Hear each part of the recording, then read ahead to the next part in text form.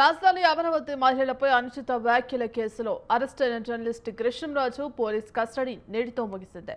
దీంతో కృష్ణంరాజును మంగళగిరి కోర్టులో హాజరుపరిచారు అధికారులు. మంగళగిరి ఆసుపత్రిలో వైద్య పరీక్షల అనంతరం కోర్టులో హాజరుపరిచారు.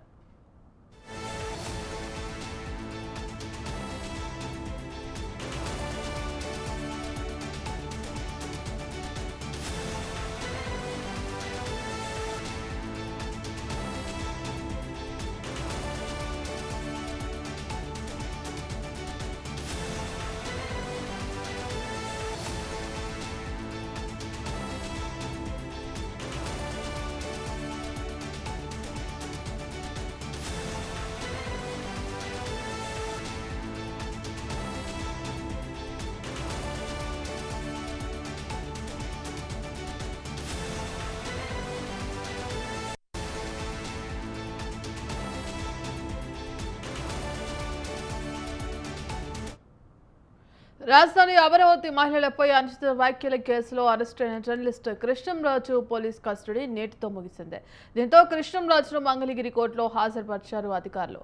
మంగళగిరి ఆసుపత్రిలో వైద్య పరీక్షల అనంతరం కోర్టులో హాజరుపరిచారు. ఇందుకు సంబంధించి కంప్లీట్ అప్డేట్స్ మా కరెస్పాండెంట్ వీరస్వామి అందిస్తారు. వీరస్వామి,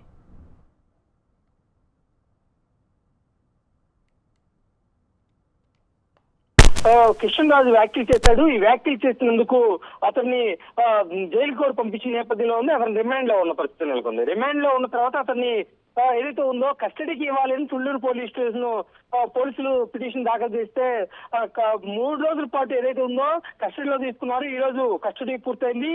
మంగళగిరి కోర్టులో హాజరుపరుచున్నారు. వైద్య పరీక్షలు ఏదైతే ఉందో ఇప్పుడు జరుగుతున్నాయి. అనంతరం మాత్రం ఏదైతే ఉందో కోర్టులో హాజరుపరిచిన తర్వాత దీనికి సంబంధించి కూడా ఇప్పటికే చూసుకున్నట్టు మాత్రం కోర్టు ఏ విధంగా ఇస్తుంది అనేది మనం వేచి చూడాల్సిన అవసరం ఎంతైనా ఉంది. దీంతో పాటు చూసుకున్నట్టు మాత్రం ఏదైతే రాజధాని మహిళలపై అసభ్యకర వ్యాఖ్యల కేసులో 3 రోజుల పాటు కస్టడీలో మాత్రం కొన్ని 25 ప్రశ్నలు కూడా సంధించడం జరిగింది.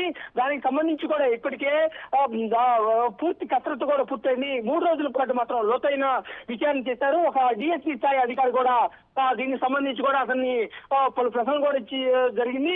ఈ కావాలనే మీరు ఈ అసందర్భంగా వ్యాఖ్యలు చేశారా, లేకపోతే ఎవరైతే చేయమన్నారా, లేదంటే వైసీపీకి సంబంధించి కూడా ఎవరైనా ప్రమేయం ఉందని చెప్పేసి ఈ విధంగా లోతైన ప్రశ్నలు కూడా అడగడం జరిగింది. దీనికి సంబంధించి కూడా కృష్ణరాజు కూడా దీనికి సంబంధించి కూడా ఏదైతే ఉందో ఈ కేవలం నేను డిబేట్ కి సంబంధించి కూడా వ్యాఖ్యలు చేశానని చెప్ప గతంలో చూసుకుంటే మాత్రం రాజధాని సందర్భంగా కొన్ని ఏదైతే ఉందో స్వచ్ఛంద సంస్థలు చెప్పిన మేరంగా వాటి డాటా ఆధారంగా చేసే వ్యాఖ్యలు చేశాను తప్ప దేనికి సంబంధించి కూడా వ్యాఖ్యలు చేయలేదు.